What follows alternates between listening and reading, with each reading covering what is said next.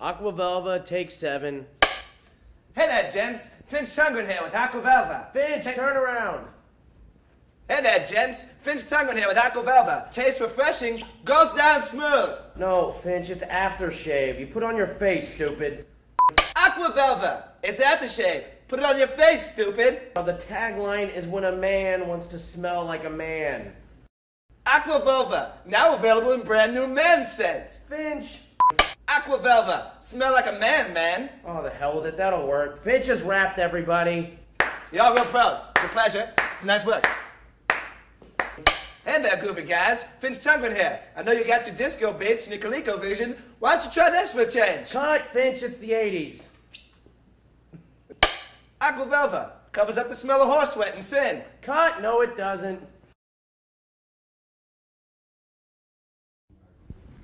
And here we are again. That famous phrase is the trademark of legendary play-by-play announcer and award-winning sports journalist, Finch Tundgren.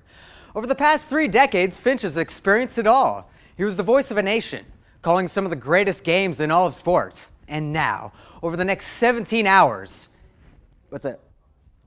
over the next 7 minutes, I, Ted Cracker, have the unique pleasure of taking you through Finch's epic journey to becoming a sports broadcasting icon.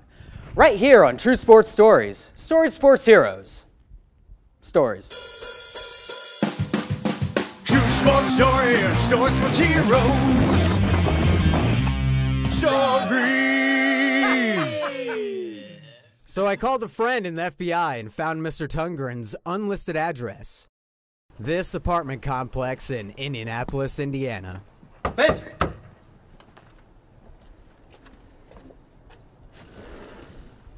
Who is it? Finch, how you doing? Ted Cracker. Ted Cracker. True Sports Stories, Storied Sports Heroes. Come on, guys. Hey, come on inside. Here he shared with me his hobbies and interests outside of sports, which I didn't care about. This included a collection of softcore porn featuring Tracy Lords and pieces of tribal African art that he picked up during his short exile from broadcasting. Leaving me with one question. Who is Finch Tundgren? Who is Finch Tundgren? I don't know, but his name's on the inside of my jockey shorts.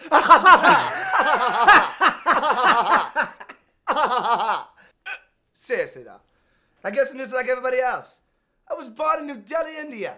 Son of a shipping merchant and a struggling Bollywood actress. Like most boys, I worked at a factory that made and embroidered hand towels. One day, after delivering these towels to a government conference in Bihar, I met the man who would change my life. That man was former UN ambassador and current drunk, Winston Thunderchurch. I asked Winston, what was it that attracted him to the small boy from New Delhi? So, what was it that attracted you to the small boy from New Delhi? Attracted? Oh, I don't like the implications. Yes, but what was it about Finch that made you want to take him away from those horrid living conditions? Well, first of all, his name wasn't Finch. It wasn't actually until we got back to the States where I named him after my favorite bird, the finch. And then his last name came from, I believe it was my third wife's left toe. It went Nungren, Thundgren, Tundgren, and Phil. Yes, Phil. Interesting, but wasn't it Finch's talent that you felt had to be seen? Oh yes, it was a soccer game at the Stadium Arcadium, South Palladium, when I heard a little boy doing play-by-play behind the stands. I went to investigate, and wouldn't you know, it was the little boy, the towel boy, who had visited us earlier that day. I took him back to the States, and to the only person who I could know to cultivate such talent. I can see your cock. That man was veteran sports announcer Keith Jackson. Keith was unable to comment today due to his ongoing feud with Finch, so I asked Mr. Tundgren if he ever thought he could reconcile with his former mentor. Finch, do you ever think that you can reconcile with your former mentor? Keith Jackson is a whiner and a loser. But isn't it true, Finch, that Keith gave you $50,000 to invest in Gatorade, and instead you just went on and made your own designer fragrance called Cum for Men? It's pronounced cum. And cum was found on the kumquat tree. For years, the Chinese have used it as an aphrodisiac, and everybody knows Gatorade's a sham. It was not happy. But your falling out with Jackson actually led to your first big break, didn't it? Yes, it did. Tell us about the call that made you a star. It was 1972. I was just exiled by the National Broadcasting Corporation for the Cube incident. For 2 years, I was stuck in oblivion in Zaire, Africa. Then, fate struck me like an angry mother, and I called the greatest boxing match in the history of the world and all of mankind, the Tussle in the Leaves. As you may know it, the Rumble in the Jungle. And here we are again, 53 seconds left. We're here at the Tussle in the Leaves. But George Foreman has been pounding on Ali all round. There's another right.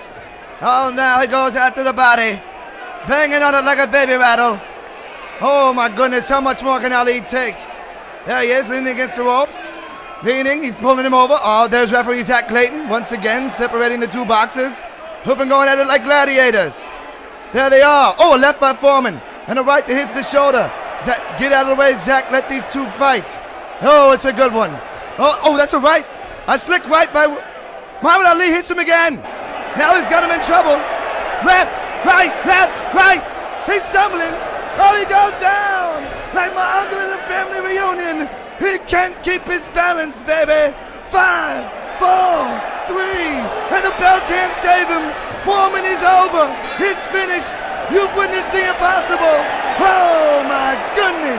Somebody owes me some money, baby.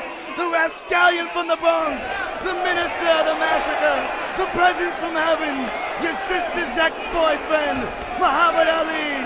He does it. The bell tolls for Foreman. It's over. He's done. He's finished. He's a loser. And the crowd goes wild for the hero of Zaire, the Kinshasa Cauldron, Muhammad Ali. In the 35 years I've been on this planet, only my mother's birth and the birth of my ex-girlfriend's son is the only greater thing that can compare to this. Oh my goodness. When did you realize that the hardcore life of sports journalism had taken its toll? It must have been 1984 Summer Olympics. I just dropped a sheet of acid and was announcing a decathlon when I thought the shot put was a hand grenade. It was not pretty. I believe we have that audio, Matt. And here we are again, the 1984 Summer Olympics. Oh, it's been a doozy here today, full of six-headed dragons and gladiators. Wait a minute! Is that a hand grenade? Everybody run for your lives! Ah! Somebody have sex with me, I'm gonna die! That's a hand grenade! Everybody run for your lives! Ah! But you didn't stop your partying days, did you? No, I didn't. I remember 1987. I was doing an interview with Doc Gooden and Dale Strawberry. We were so hopped up on speed that we took over 2 hours to do a 2-minute feel-good piece. My producer was motioning for a break. Angered, I handcuffed him to a light fixture on a C-stand. Then I conducted the rest of the interview in Japanese. Ha ha ha! I was fired that day. A black spot on a Texas sunset. Yes. I thought it would be my last opportunity in sports. And it almost was, until a rebirth for Finch in the fall of 2007. Working on Mountaineers radio at Division I AA Appalachian State University, he was paired with Tom Bradley. Tom was a defensive end and backup punter from the University of Nebraska. I had to ask Tom, what was it like working with Finch? Whacker. We don't need that for an interview. Tom, tell me, what was it like working with Finch? Oh my God, it was huge. I had heard the stories. I'd even seen him on television, but I never believed that I'd be working with Finch side by side. Tom, most people consider your call of the Appalachian State win over the Michigan Wolverines as one of the greatest in sports history. When did it actually sink in that you were a part of something special? Oh my God, what most people don't know is that Finch left the broadcast early in the second half to go count his pores in the mirror, I think. Oh yes, I had just eaten a gram of crystal meth and got lost. I made it back just in time. Thank God for crystal meth. He got back right before the kick, and I was just so excited for the play. You're darn right you were, Tom. Let's watch that call. And here we are again, back on Mountaineers Radio. He's Tom Bradley, I'm Finch Tundgren. You're here at the big house, where Appalachian State leads 34-32. 6 seconds left on the clock. Michigan trying for the win on a Jason Gingell 37-yard attempt. Oh, it'd be terrible to win down like this, wouldn't it, Tom? Oh my God, this would be huge. This is a big one. It's huge. Here it is, look, they're set up. The snap, the hold. Oh my God! It's blocked! It's blocked! Ma! Can you Appalachian State wins! Oh my goodness! Oh my goodness! Oh my God! College football is up! Get the cowbells ringing! Ding-a-ling-a-ling! Ding-a-ling! Because Michigan is upset by Appalachian State! Woo!